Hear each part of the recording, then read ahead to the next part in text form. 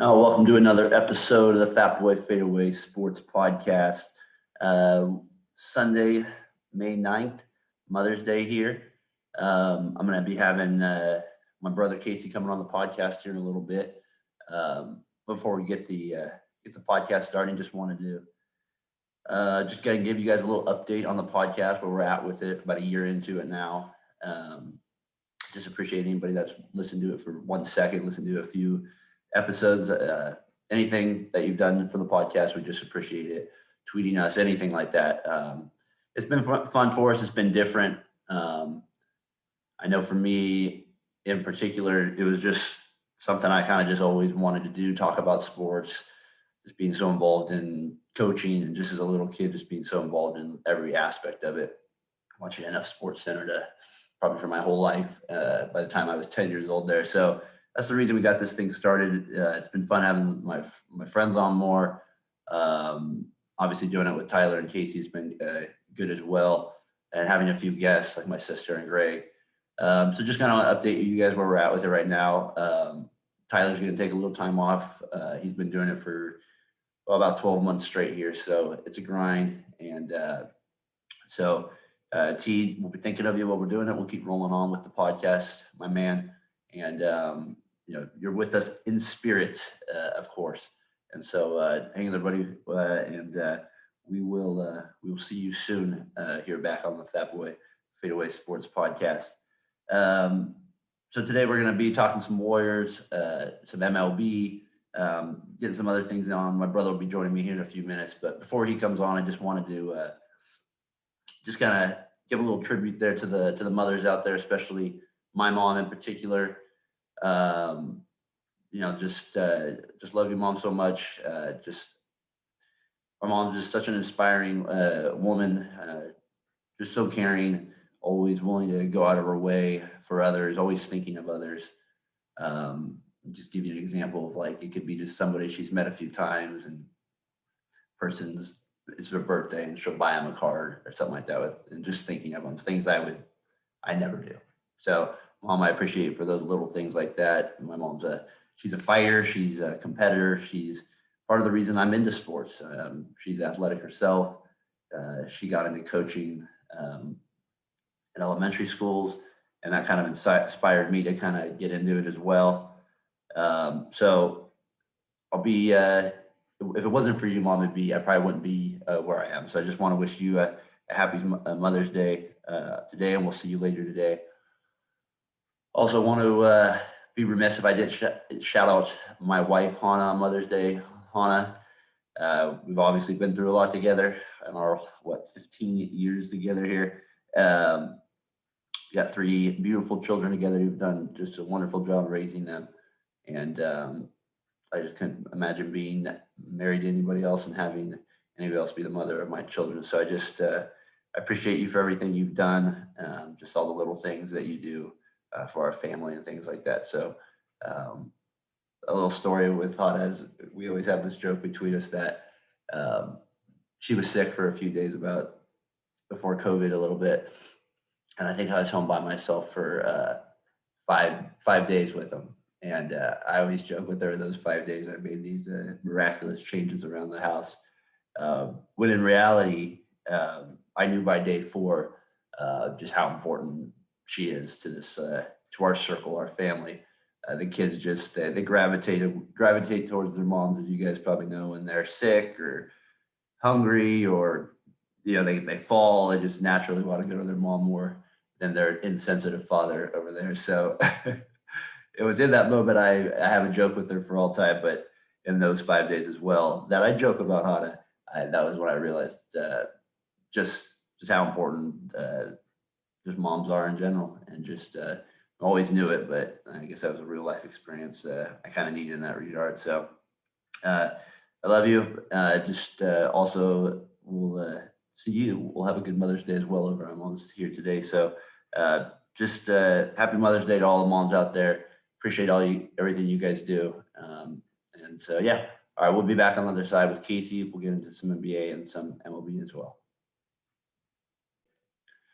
All right, we're back here. Meat and potatoes part of the podcast. A little shout out there to Tyler. We're back. Casey's going to be joining us to do first team NBA.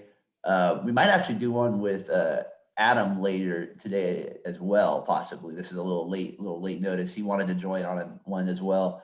But this is our usual recording time. So if he does do it, Adam watches a lot of basketball too, but we kind of wanted to go over our all NBA teams to kind of get the ball rolling. I know that's a popular thing with a lot of podcasts going on right now, and we thought we'd add our 2 cents with it. I think if we're realistic, Casey, I think we have to give the audience a perspective here. Me and you read up on a lot of the sports. We watch a lot of the sports. We catch as many games as we can catch. I mean, we're just like everybody else. This isn't our profession, so we're not there watching every single game like maybe some people, but I feel like we're pretty tapped in most of the part of the year. I always find myself checking out around February to March and then kind of getting back at it in April for that final 15 games a little bit, if I'm being real. But I think that me and you can give a good perspective on all first NBA team and just have a discussion about positions. Maybe I feel like that's a big part of this as well. So I'm looking forward to doing this with you. Yeah, no, I've been pretty hyped for this, and I know your favorite sport is baseball, but my favorite sport is basketball. So I never really check out. I'm not saying that I never. That's good. That means that you'll have a good game, but it's my favorite sport. So I can watch a bad game. And I like basketball too. It's right there with baseball. I just there's something about baseball I've been a kid with it, and that's kind of why it's a little bit farther. You know what I mean? Just play it since I was a kid. My first sport type of thing there. All right, so let's get into it though. We won't waste any more time here. First team NBA. It's been a good. I feel like the NBA's never been better though. In a sense, I know people will say, "Wait, whoa, what a ridiculous statement." You remember when they had Jordan and all that? Yeah, but I feel like the players are like elite. Like you have Curry, who's the best 3-point shooter right now. You have like Giannis, who's just like no other player there's ever been in the league. And then you have Jokic, who's playing at an unreal rate as a center, has all-time skills there. You have Durant, who's an all-time scorer. You have LeBron, who, in some cases is the best player ever. So it's just a great time for the NBA right here. Unfortunately, we've had a lot of injuries this year, and that's kind of cost a lot of people a lot of games. So I'm interested in how that plays in your all NBA here. So let's go down to the first team right away here. I'm going to go, my first 5 are, you want to go third team? No, let's go first. Let's just start with the best. I'm going to go I'm going to do, the tough one was I went center Jokic, and I went the forward positions. I went Giannis and Doncic, and then for the guards, I went Lillard and Curry. The hard thing for me was Embiid. I mean, it was hard leaving him off because he's obviously right there in the MVP, but again, that's after you give me your list, we can get into the position part of it. But let me get your first team all NBA there. Yeah, I mean, it's pretty much spot on. I'd say Jokic right now. I'd say MVP. Okay, sorry. But and then who's the other guy? That's why I would put him first. And then the latter tier would be Giannis. Not ladder, but I mean, the next big man. And then I go Steph. Dame Dollar is just, I mean, Logo Lillard is just ridiculous. It's just so fun to watch him play. And then I actually have, I will put Westbrook ahead of Luka. Yeah, but then, so who's the forward in that group, though? I said Jokic, honest. Yeah, but you got to have another forward position. So if you took out, let's just say like it's got to be Doncic then, right? Yeah, I mean, that's the thing where I'm like, if you're doing first all NBA, and this is where I kind of thought about it, is like, it's a non-position player. Like, we don't play position basketball anymore. But if you're going to do it by the rules, I get it. I would go Embiid, Jokic. And that's the thing is they can't even do that because they're both considered setters. So, like, that's what is weird, right? Like, because Jokic is almost like a guard forward at some regards. But he is a center. And that's the part where it's like, oh, Tim Duncan was the best power forward ever. Well, like he was 7'1". Like, I don't get it, but I don't know. I guess I'd do Jokic would be my center. Giannis, Luka, Steph, and Dame Dollar. I mean, they'd be the same, but it's just too stupid if we're gonna play these games where every position is transitionable now.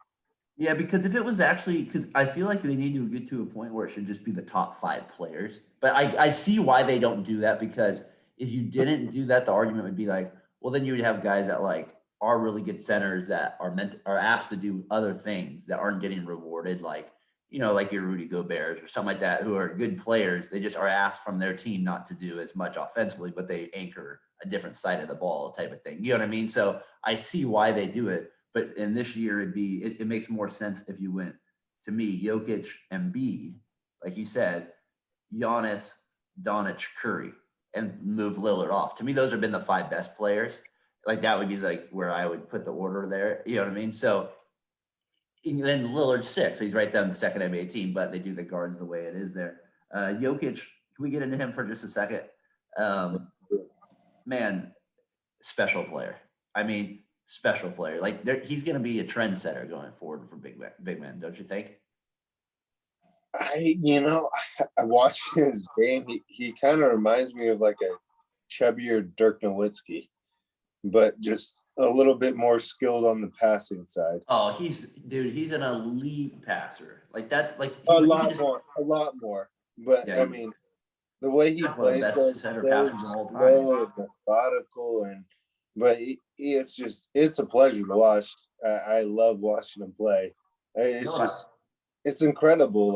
Like even when they lost to Jamal Murray, they went like I think 7-1. I think it was 6-1 until they got beat.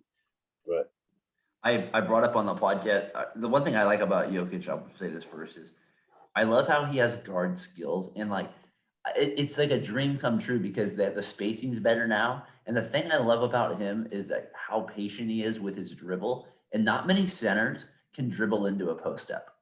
I'm serious. Not many 280 guys can dribble it down the court, get to their spot like Durant, and just post you up. You know what I mean? Like that in alone is a skill. And then you add elite passing to it.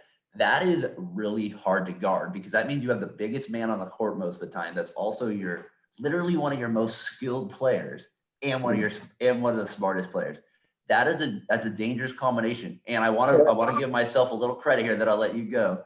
I mentioned to Tyler when Murray got hurt, I was like, I think this is a good opportunity for Denver and Porter Jr. to become a star because Jokic is so good at passing. And Porter was recruited as one of the best players. I was like, he's going to be better. And I think he's averaging like 25 points since that injury. So it's just been a pleasure to watch Jokic play this year. So well-deserved first team and MVP, like you're saying. Go ahead. Jokic will lead into my second team, which a lot of people will be like, but you have to hear it out. But I'm just saying, Jokic is he is the best player in the NBA today based on those skills. Yeah. Big guy, passing, shooting. Well, not better than like Curry or LeBron or something, but he's having the best season because he's exactly what I'm saying. Yeah. Okay, well, let's get into that second team. I'll let you go first with it. Just give me your five, and then I'll give you my 5. So I'll hit it real quick. Kyrie Irving just puts on a show every single day. It's the best show in town almost. Okay. I would say Bradley Beal's got to be 2. I mean, he's up there with second in the NBA leading scoring right now. I think 31.4. And then I thought about it. It might be a little premature, but I got to put Zion Williamson in there. He's so good. And I know how the NBA votes. And for me, just watching as a fan, it's phenomenal. What he does on the court it's one of a kind. And then Julius Randle, who's having an MVP season, leading to the Knicks, like in the 4 seed. Just what they're doing. And it's funny, I listened to our real old podcast, and I said one of the most entertaining teams of the year will be the Knicks. Well, you were right. I've been wrong on a lot of projections this year. I'm not gonna lie, but that was one of the right ones. The Browns, and that one, and then obviously you probably got Embiid at center, right? Yeah. But I like your pick. Close. It was close. Demontis Sabonis was a close one, but I didn't have him on there. I had him as 4th team.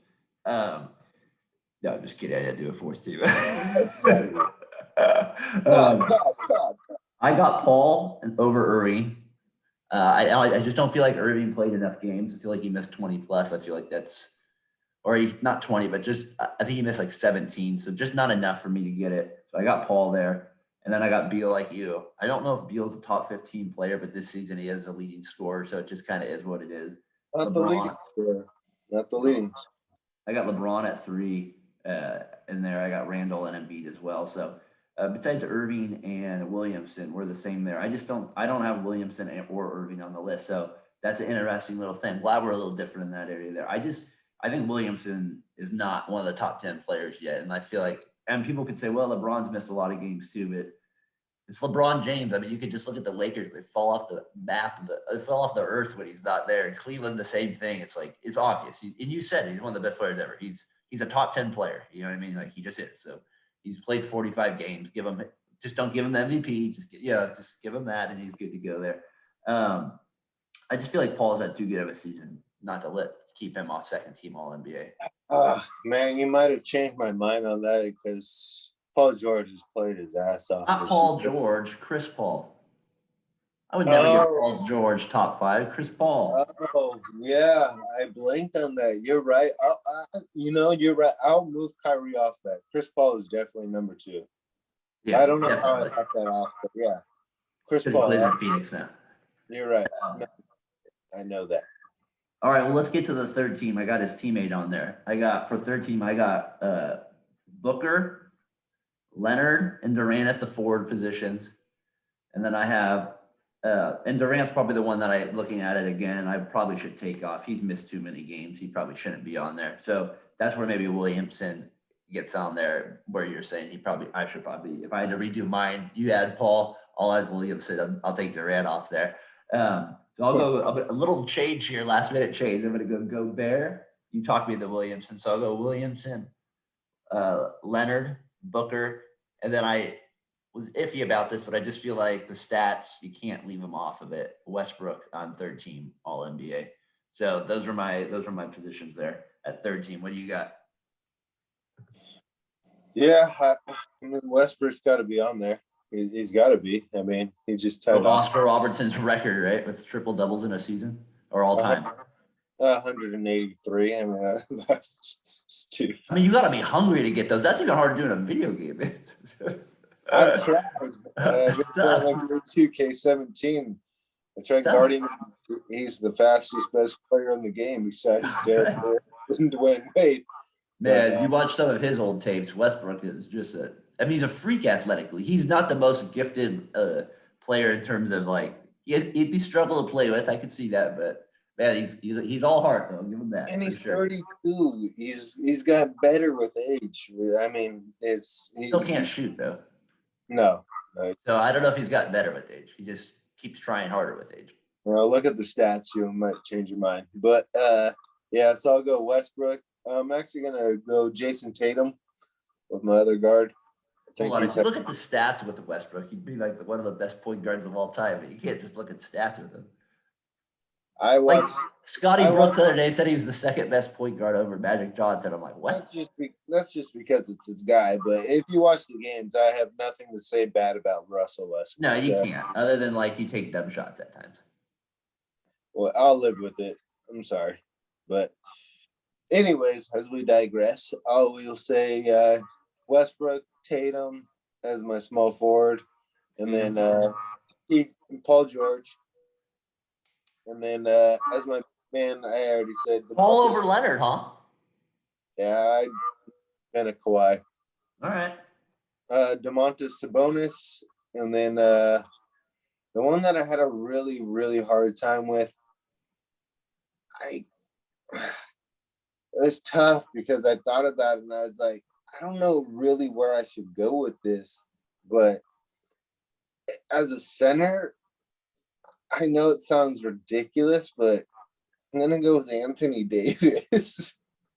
That's not a bad one. I just don't know how you can leave Gobert off. I mean, they have the best record in the league. He's had like a phenomenal year. Yeah, but if you watch Anthony Davis against the Portland when he comes back the other night, it's like, well, he's obviously better, but he hasn't had a better year, don't you think? He's been hurt a lot too. We're just talking. I'm just giving the counter argument. I get it. I'm just saying, like, for me, if we're doing third team's like consolation, like you're getting the bronze. So, like, when I watch Anthony Davis, it's like he's light years ahead of Gobert. Don't get You're me not a big wrong. fan of Rudy's footwork? He's got the highest field goal Did you see percentage, the doesn't he? block? Did you see the block Rudy Gobert had on Jokic the other night? I'm gonna look up Rudy's stats right now. I'm gonna go ahead, keep talking. Did you see the block he had on Jokic? I believe it was last night or the night before. No, Oh I man, didn't think. he made him look like a little kid. Jokic, I've never seen someone block as like a sky hook almost. And Gobert just smashed it down. And then Bogdanovich, he had 48. I was like, Oh what? man. How many Gobert is he's averaging 14 and 13 this year, and I can't find the Oh, block. oh my God. How did I do this? What? Wow. I'm taking Sabonis off that and I'm putting Draymond Green in there. Screw Sabonis. I just for forgot about Tyler, I love it. Yeah, no, Draymond's having a phenomenal year. I don't know how I left him off. My apologies to Draymond Green. That's funny. I love it. You're like, shoot, I'm wearing a Warriors hat and a Warriors shirt. What am I doing? Yeah, you're ahead of me. You know I what, would just Casey? say I'm gonna keep going with your rhythm a little bit. I kind of feel like Andrew Wiggins possibly deserves that there. You made my the worst nickname ever, two-way wigs. two-way wings. It's definitely right there. Hey, let's take a little break I here. We'll love be back. it. We'll be back to break down some of the rest of the NBA. I had some questions regarding the Warriors and the playing game and stuff like that. So we're gonna take a quick break. We'll be right back. All right, we're back. Let's get into some other things on the NBA that caught my attention this week. The first thing was LeBron complaining about the Playin Game, and I thought that was hilarious. He's always kind of has something to complain about. I feel like we wouldn't be hearing from it if they weren't in that situation, would we?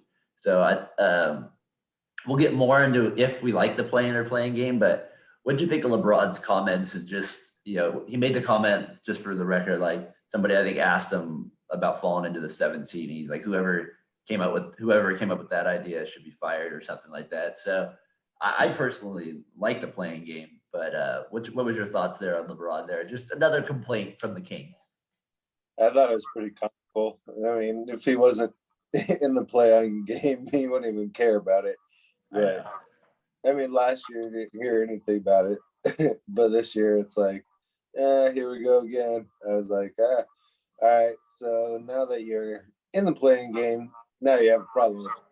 Last year you didn't really care about it because you weren't in the Playing Game, and then you hear guys like Steph Curry like, I love the Playing Game because his team wouldn't have a chance if they didn't have a Playing Game. But I love the Playing Game though because it keeps teams from tanking, and that's my favorite part. Yeah, I think that's the thing you get to think. I think it keeps teams like a Memphis and then like San Antonio and your Charlotte's, like, even if they get a playoff game, it's good for the NBA. It's good overall for it might water down the competition a little bit, but I feel like those teams aren't going to win a championship anyways. I mean, maybe the Lakers in a rare situation because they just have had people so banged up. But my guess is they probably don't just because of injuries and stuff like that. But anyways, the point being is I like it too because like you said, it makes the last 5 games interesting. Usually in an NBA season, it's not really all that exciting. For the most part, maybe a few years here or there, they're fighting for something really important. But not like this, where there's like a little baseball element of that one game too. So I like that. Yeah. And the thing I think they might have to modify next year is I think the 7 seed should be in the playoffs. 8 seeds should have a bye. 9 and 10 play, and then you have to beat the 8 seed twice. That's I don't know, to me. So let's explain. Let me bring up the standings right here just for people so they can see it. Okay, let me just bring it up real quick here. But the one thing too that before I do it, let me get it all set up here. I think the thing too with the Playing Game is that, like you said, it keeps everybody engaged. But the 7 seed has a chance. They have to lose twice, right? The 7 or 8 seed. Yeah, no, I know, but I'm just saying, like Portland. But here it is. If you're 8 games, 9 games above 500, like that's a playoff team. in my opinion. I don't know. Sure. Unless you just want to do, which I agreed from a long time ago, just take the best 16 teams and do it like that. Yeah, I mean, I think that's the obvious way to do it. I just think that geographically that will never work. So I don't see how they pull it But off. I mean, everyone plays each other. I don't get the reason why you can't do it. Like, I don't think something like that can happen until they go to like a soccer type schedule where it's you have a longer season, but you only play 2 games a week, maybe at most. You know what I mean? And you give time for travel and stuff. That's where I really see like that maybe being like down the road, and they'd have to cut their schedule down. They would never do that for money. But here's the thing, Case. I don't know if you could see it very well, but it's got the Warriors and Lakers here set up. The winner of that would play Phoenix. The loser would get another chance to play the winner of Memphis and San Antonio to get to play Utah. So uh, it would be so it's kind of an interesting setup on the East. I don't know those matchups. None of them really. I mean, I guess Charlotte and Boston's a little intriguing there. Indiana and Washington. I mean, I guess it's nothing that it's not that sexy for me. So um, that Atlanta New York Knicks series would be kind of a fun one there, and so would that Milwaukee and Miami one too. That would be could you imagine? Can you just imagine if New York matches up with Brooklyn in the semis? Oh, that'd be fantastic. I would love that. So we're both, it sounds like, in favor of the play-in game. I think it's different. Like it is a little crazy, but it's kind of like the baseball thing. Like what? You play the whole season and you have a 1 game at elimination. But at the same time, it's like the fans like it, right? I find myself watching it every year. So if the business says give them more elimination games, that's what you do. So suck it up. You get paid a lot of money for that reason. And maybe there will be a year where you're the 10 seed. Like LeBron, take advantage of it this year. I feel like he's purposely going into the play-in game because of 2 scenarios. I'm going to throw them out. One, if he wins the championship starting in as a play-in game, he's going to get a lot of love of that as the best player of all time, right? That's a good little nugget there to have with Jordan didn't have.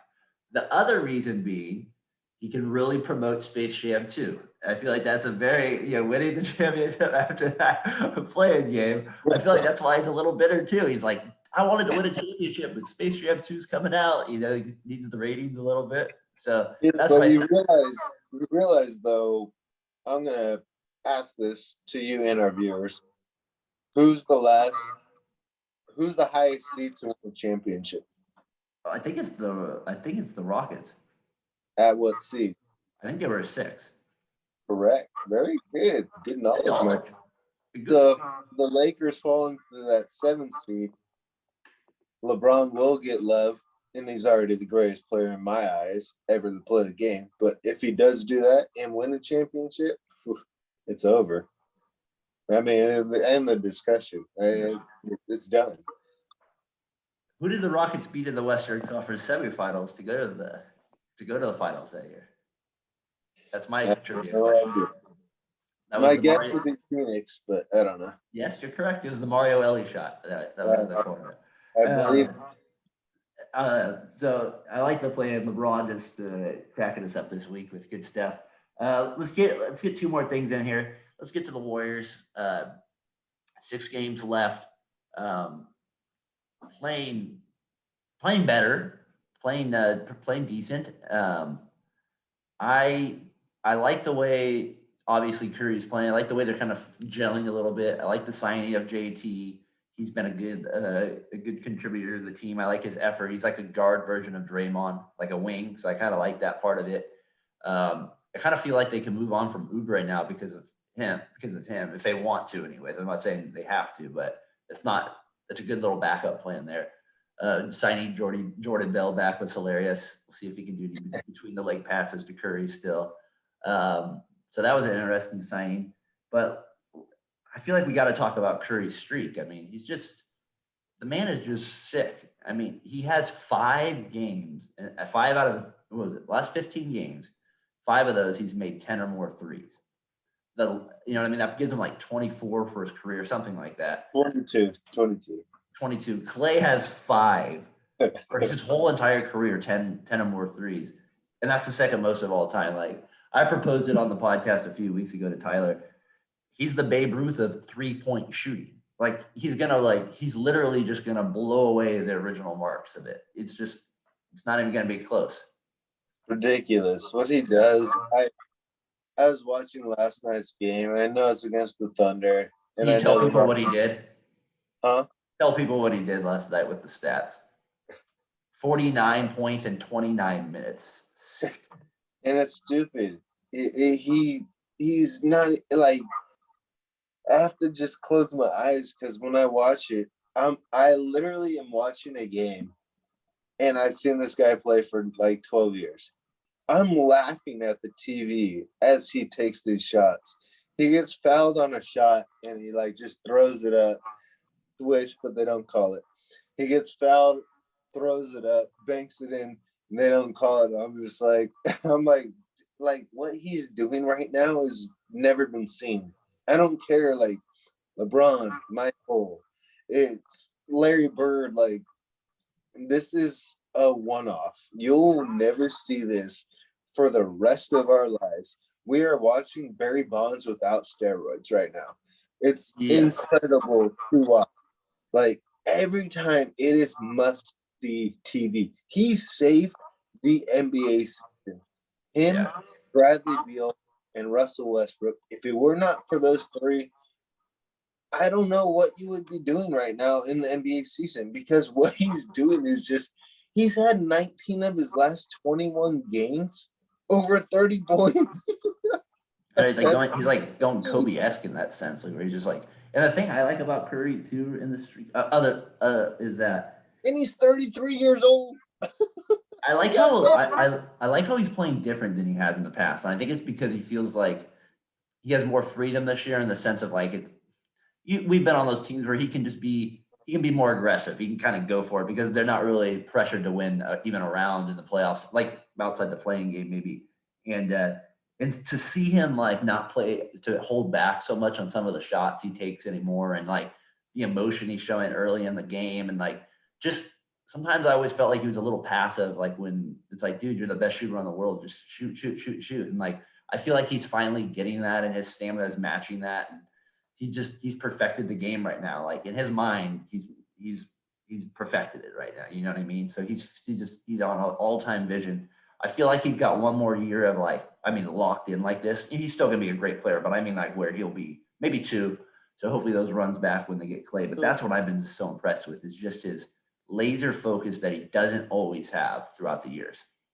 He's always been great, but there's like a killer mentality now. You notice that? Oh yeah, no, absolutely. Much more killer, like not just so like, oh, like he's still having fun, but he's much more like, I feel like just I'm here to like just kill you with my 3-pointer. He's unleashing it.